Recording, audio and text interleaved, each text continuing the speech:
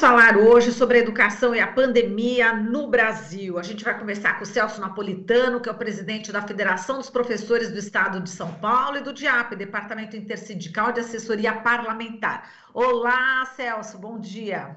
Olá, Marilu, bom dia. É um grande prazer falar com você e todos os ouvintes da Brasil Atual. Prazer é o nosso, Celso. Bom, num artigo recente que você escreveu para a Folha de São Paulo, Celso, você falou sobre a volta às aulas presenciais no estado de São Paulo e disse que essa medida seria uma decisão irresponsável, induzida por motivação política e não por critérios de saúde. E o governador Dória ouve os donos de escolas particulares, mas não ouve os professores, né, Celso?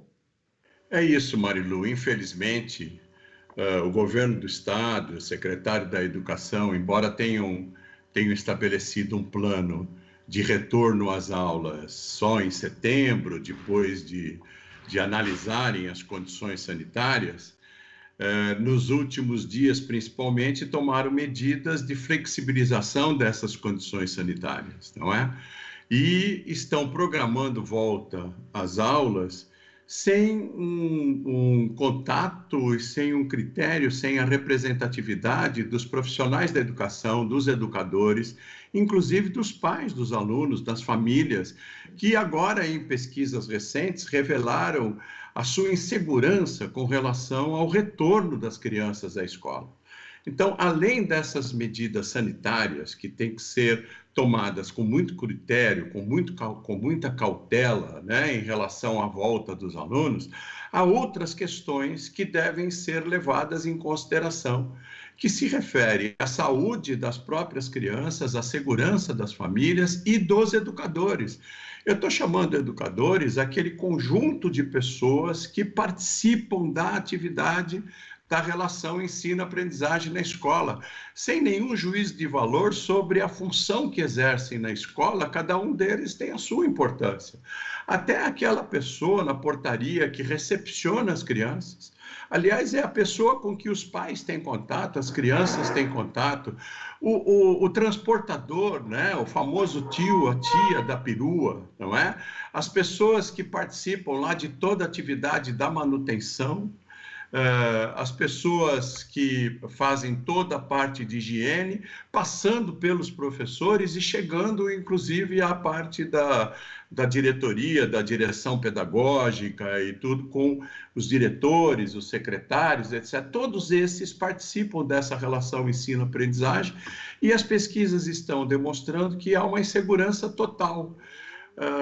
E por isso que eu coloquei naquele artigo esta impressão, né? E esta constatação de que, apesar de nós solicitarmos, as comissões todas que estão se preparando ou definindo protocolos não ouvem os profissionais da educação, tampouco as famílias e as crianças.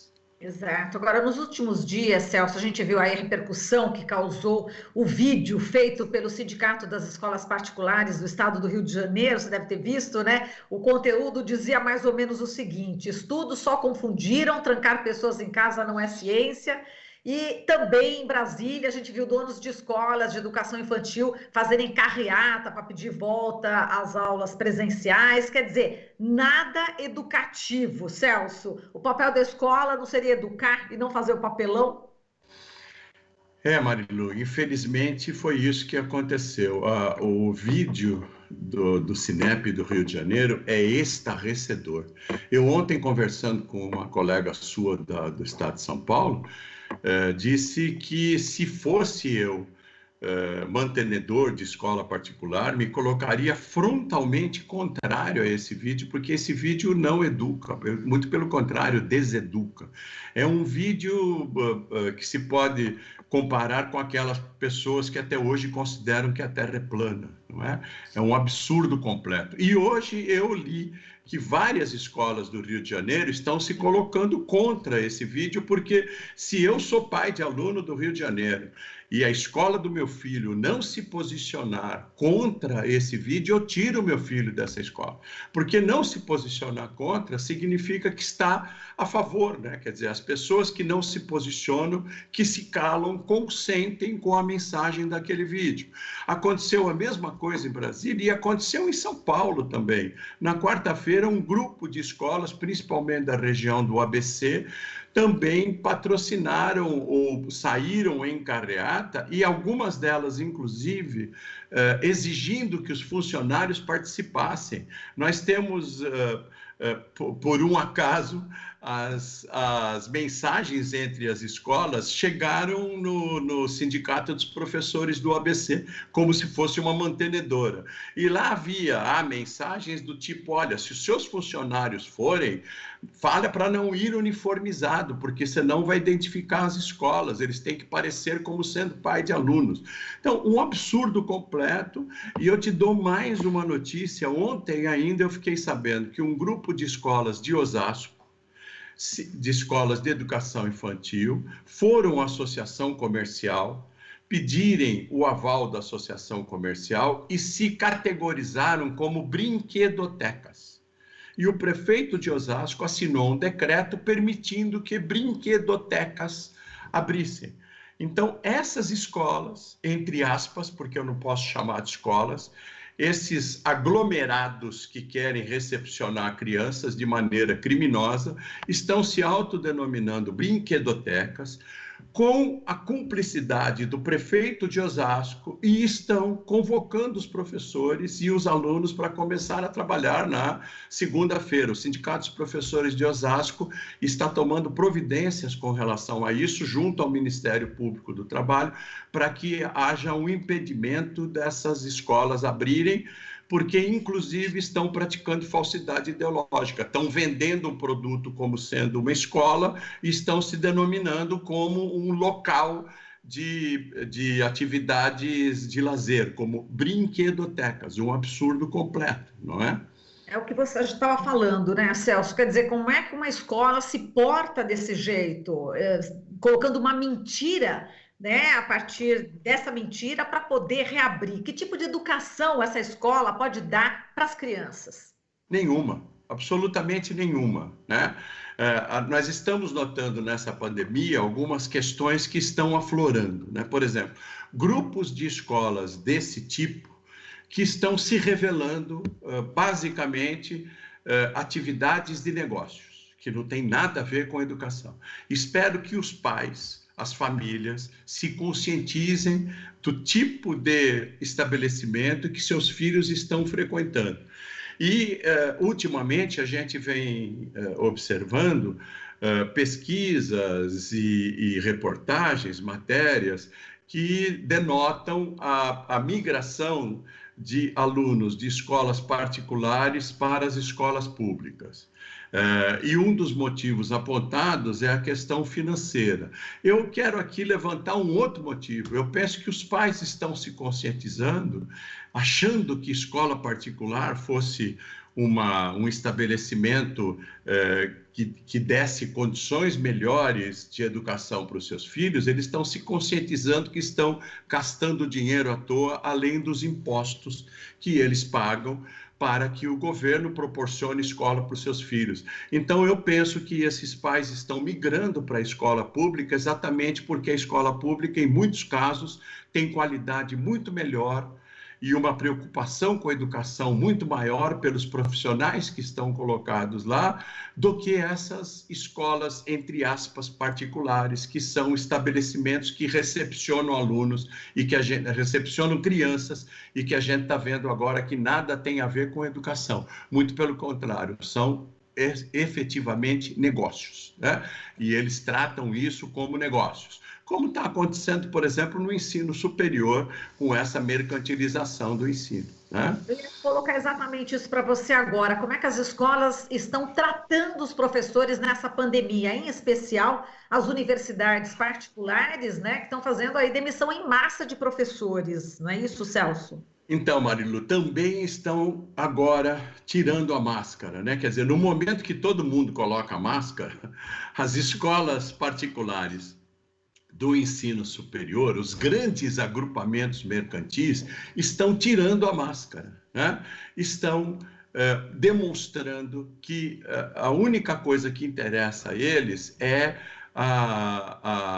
o negócio efetivamente, que não tem nada a ver com educação, né? A gente tem notado, e aí várias reportagens e várias pesquisas estão demonstrando o quanto essa educação à distância é um engodo, né? Muitas pessoas se dirigem à educação à distância, um agrupamento muito grande de pessoas, imaginando que com preço mais barato possam ter possibilidade de uma ascensão social ou de uma qualificação que lhes permita até progredir profissionalmente, mas o que nós estamos percebendo, e ultimamente, até por relato dos professores e até pelas próprias constatações dos sindicatos de professores, é que eles estão tratando isso exatamente como uma unidade de negócios qualquer, sem se preocupar com os alunos. Eu ontem estava conversando com uma professora de uma universidade de São Paulo, que no curso de inglês há 3.600 alunos com duas professoras.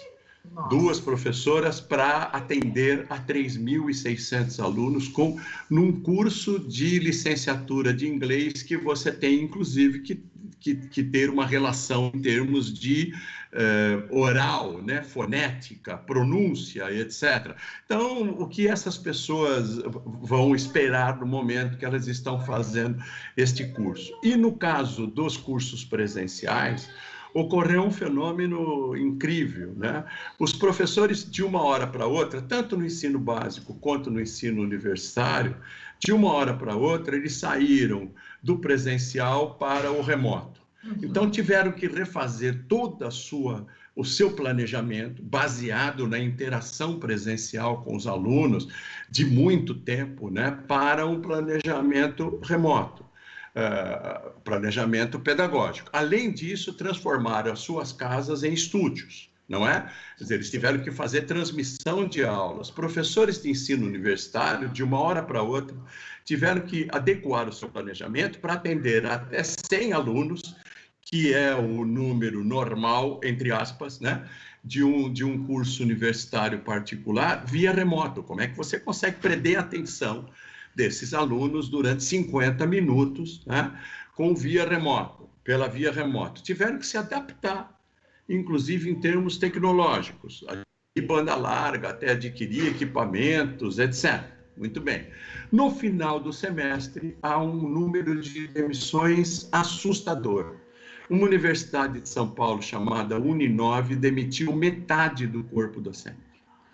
De 1.400 professores, 1.480, eles demitiram 680 docentes. Eu quero saber como é que eles vão trabalhar o segundo semestre com metade do corpo docente. Só há uma explicação, né? É que eles, com a atividade remota, eles romperam as barreiras físicas. Então, os alunos de 5 campi aqui na cidade de São Paulo, eles serão colocados numa sala virtual única. Eles estão usando a palavra agora ensalamento para definir isso. Então, eles estão ensalando todos esses alunos numa atividade, numa sala virtual. E o professor vai ter que atender 300, 400, 500 alunos, né? E uma outra universidade, nós levamos o caso para o Tribunal Regional do Trabalho, não conseguimos a readmissão dos professores, mas conseguimos negociar um pacote que proporcionasse uma atenuação, né, do impacto da demissão, com um plano de saúde, porque os professores têm plano de saúde e nesse momento não conseguirão outro emprego, então um aumento no plano de saúde, etc. Uma outra universidade ontem também, numa audiência do Tribunal do Trabalho, a Universidade Cruzeiro do Sul, Unicsul, declarou, está gravado na audiência do tribunal, que os professores foram substituídos porque não se adaptaram à atividade remota. Imagina, Nossa. professores de 20 anos de universidade que tinham uma excelente avaliação, tanto que os alunos se manifestaram contrários. Ah, não, em 3 meses, com tudo isso que eu te coloquei, tendo que se adaptar às suas custas a essa situação, foram demitidos porque consideraram que houve alunos que reclamaram. O que é mentira, né? Na verdade, eles estão fazendo uma substituição de salários altos por salários baixos ou diminuindo o corpo docente para atuar, eu até reputo, é uma palavra séria, mas eu reputo criminosamente, para atuar criminosamente com uma qualidade de ensino deplorável. Os alunos, inclusive, têm que se revoltar contra isso, na medida em que eles assinaram um contrato em que se prometia uma determinada qualidade de educação e estão tendo outra entrega de serviço, já que eles estão trabalhando isso como negócio. O serviço que está sendo entregue é de qualidade infinitamente inferior, não é? Exato, e Napolitano, reforçando exatamente o que você coloca agora, vou colocar um dado aqui, que o Instituto Península ouviu mais de 7.000 profissionais de ensino, né, pelo país, das redes pública e privada, e 80% desses professores, ou seja, 83,4% dos entrevistados se diziam nada ou pouco preparados para o ensino remoto. E Sim, também, sim. por conta disso, 67% dos entrevistados se diziam cansados, se diziam realmente cansados, 38% cansados e 67% ansiosos. Quer dizer, colocando um impacto emocional muito forte nos professores, tudo isso, né, Napolitano? Sim, sim, Marilu. Veja, é um trabalho extenuante. Você pega esses profissionais, por exemplo, do ensino básico, que tiveram que fazer das suas casas estúdios, tiveram que apresentar as aulas. Eu estava dizendo do ensino universitário, onde os alunos são pessoas adultas, né? Agora, imagina você ter um trabalho remoto na sua casa, às vezes sem condições para isso, de som até de tecnológicas, né? As escolas não ofereceram absolutamente nada para os professores, nenhum auxílio em termos até de adquirir uma internet com uma banda superior. Essas pessoas estavam em casa onde os companheiros, as companheiras, os cônjuges também estavam trabalhando remotamente, as crianças também tendo aula remota, às vezes cuidando de familiares idosos, porque também não havia nenhuma ajuda profissional, algum tipo de ajuda de funcionário já não existia mais, porque na quarentena você não podia ter cuidadores ou até diaristas na sua casa. Então, essas pessoas que predominantemente são do gênero feminino, 85% dos professores do ensino básico são do gênero feminino, tendo que fazer a tripla ou quádrupla jornada. Então, nós temos relatos de professoras e professores que só tinham tranquilidade de preparar as suas aulas, porque imagina o que é preparar uma aula virtual remota, de modo que você possa prender a atenção de um determinado número de crianças em termos de uma aprendizagem, né? E só podiam fazer isso depois que todo mundo fosse dormir, inclusive teriam uma tranquilidade tecnológica para isso, além da tranquilidade pessoal. Então, pessoas extenuadas que dormiram 3, 4 horas por noite, né? Além disso, sofreram bullying, porque houve um grande número de pais e famílias que se intrometiam nas aulas dos professores. Você sabe que ainda tem aquele odioso grupo do tal do escola sem partido, que na verdade tem partido, né? Na verdade tem ideologia. Além disso, sofreram também pressão por parte das direções das escolas. Então, hoje, com a comunicação instantânea, um pai observa uma aula do filho, não gosta de alguma coisa, se comunica por WhatsApp com a direção da escola se comunica com o professor. Isso na educação básica foi recorrente, né? Apesar disso tudo, o dado que você traz demonstra que os professores estão ansiosos e inseguros com a volta às aulas. Então, apesar disso tudo, ainda eles pretendem se manter em ensino virtual, porque tem receio da volta às aulas, inclusive porque, primeiro, não tem segurança sanitária, né? Segundo, vão ter que trabalhar de máscara. Você imagina, fonoaudiologicamente, você que é uma pessoa que trabalha com a voz a vida inteira, o que significa trabalhar 3, 4 horas com uma máscara. Terceiro, porque só um agrupamento de alunos volta à escola, outro fica em casa. E agora com essa também irresponsabilidade do MEC, que transfere a responsabilidade aos pais, dizendo o pai escolhe se manda o filho para a escola ou não. E ainda a conselheira Rose Neubauer, do Conselho Municipal de Educação, sugere que haja um termo de responsabilidade, que o pai se responsabilize pela criança ir à escola ou não ir à escola. Isso é uma transferência total de responsabilidade e é uma irresponsabilidade, uma leviandade do poder público. Mas, mesmo assim, esses professores se propõem a fazer o trabalho remoto para não ter uma duplicidade ainda maior de trabalho com as crianças que vão à escola e outras que ficam em casa. Além disso, os pais, quer dizer, na maneira como está sendo proposta, as crianças ficariam 1 ou 2 vezes por semana na escola e o restante da semana em casa. Então, não vai resolver nem o problema daquele pai que precisa trabalhar, porque ainda vai ter que manter uma certa estrutura para que seu filho fique em casa 2 ou 3 ou 4 vezes por semana. Então, nós estamos defendendo que a volta à escola tem que ser com vacina. A volta à escola tem que ser segura. Enquanto isso, a criança em casa é uma criança viva, é uma criança sadia e também a possibilidade de toda a comunidade escolar também ficar um pouco mais tranquila, apesar do trabalho imenso, e também se manter sadia, e os seus familiares também, né? Perfeito, Napolitano. A gente agradece aqui toda essa reflexão, são muitos os pontos, né, a respeito dessa questão. A gente volta em outra oportunidade a mergulhar em outros pontos. Vamos ver como é que a gente vai ver as providências, né, das autoridades nesse sentido, né, do retorno às escolas. Muito obrigada, Napolitano. Foi um prazer falar com você, viu? Um abração.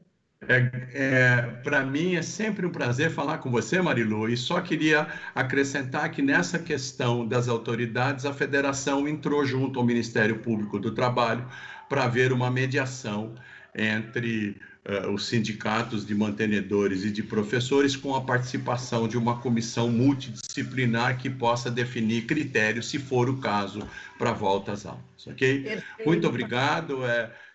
Parabéns pelo trabalho de vocês, sempre excelente, e é muito gratificante estar com você. Um grande abraço, Marilu. Um abração, Napolitano, e você já determinou aí a nossa próxima conversa, vamos ver o que vai dar, né? Exatamente. É isso mesmo. Desse encaminhamento que você acabou de falar. Um grande abraço. A gente falou aqui... Um abraço. Com o Celso Napolitano, ele que é presidente da Federação dos Professores do Estado de São Paulo e do Departamento Intersindical de Assessoria Parlamentar. Você está ouvindo Jornal Brasil Atual. As notícias que os outros não dão.